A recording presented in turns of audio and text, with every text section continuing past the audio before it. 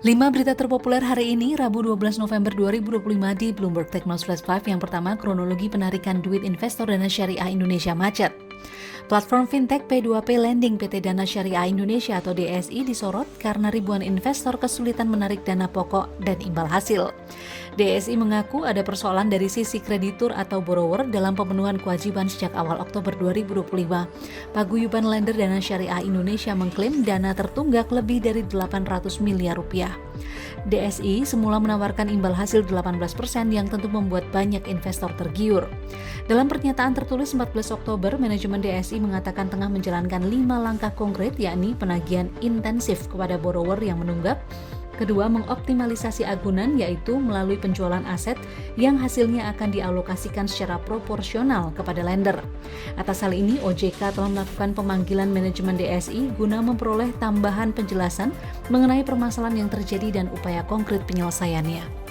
Kedua, Purbaya bicara soal ubah Rp1.000 menjadi Rp1 itu kebijakan BI.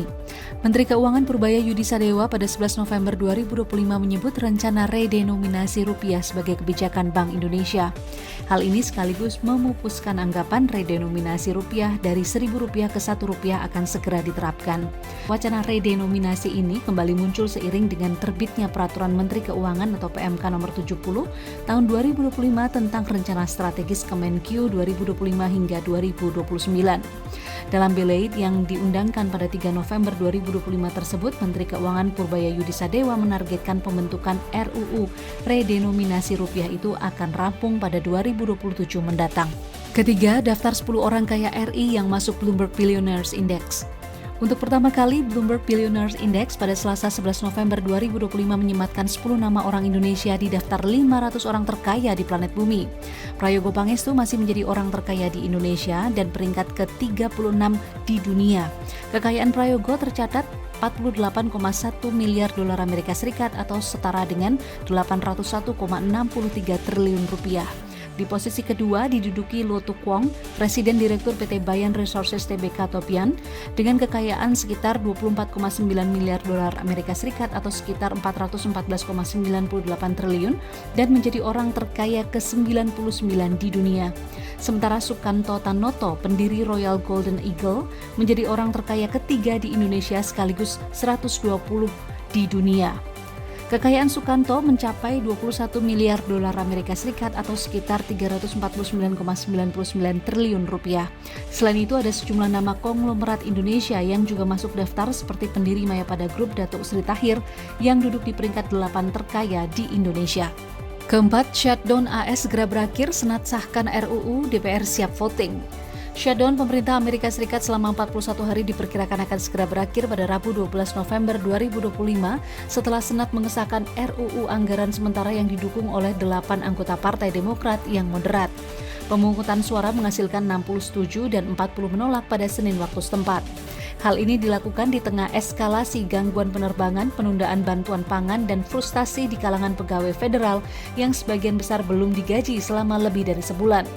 DPR yang dikuasai Partai Republik masih harus mengesahkan paket anggaran tersebut, sementara peluang RUU ini lolos di DPR diperkuat oleh anggota DPR Andi Haris, Ketua Kelompok Konservatif Garis Keras Freedom Caucus, yang menawarkan dukungan bersyarat.